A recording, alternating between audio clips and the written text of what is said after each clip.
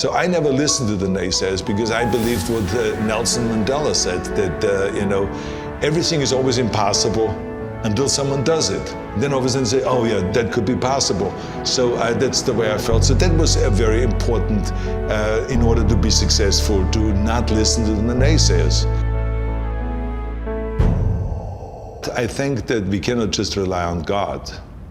We have to also do our own work. And I think the secret to success, it doesn't matter if you come from a little village in Tal or from a big town. There's one thing that you have to do, and that is you have to first of all work your ass off. And number two, you have to have a very clear vision of where you want to go.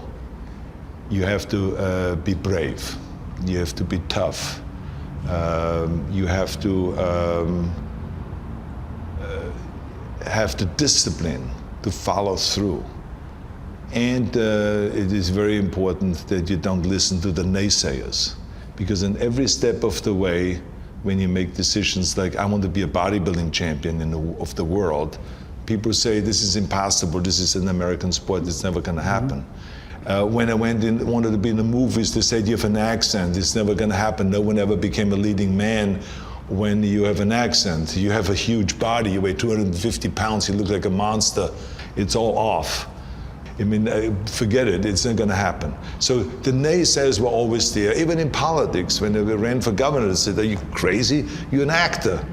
You're a businessman. I mean, you're not a politician. You should start to be a mayor first and maybe an assemblyman or senator, but not to be around for governor. Mm-hmm. So I never listened to the naysayers because I believed what Nelson Mandela said, that everything is always impossible until someone does it. Then all of a sudden say, oh yeah, that could be possible. So that's the way I felt. So that was very important in order to be successful, to not listen to the naysayers.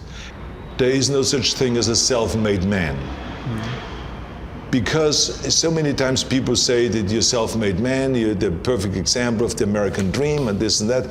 And these are all great compliments, but the reality is, but don't ever call me self-made man.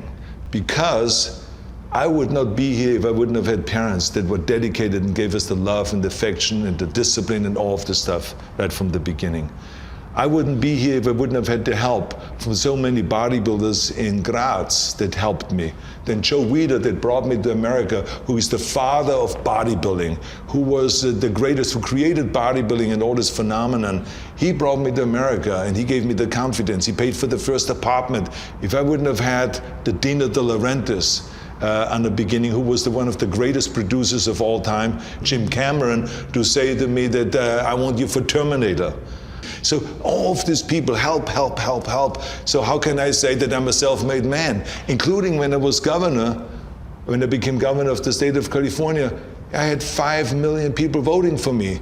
Every one of those people that voted for me helped me to become governor. Mm-hmm. How can I say that I made myself, right? So it would be nonsense, ludicrous. So this is why I say those are the things that I think were important for me to be successful. You have to recognize that, mm-hmm. and those are kind of the elements that make one successful.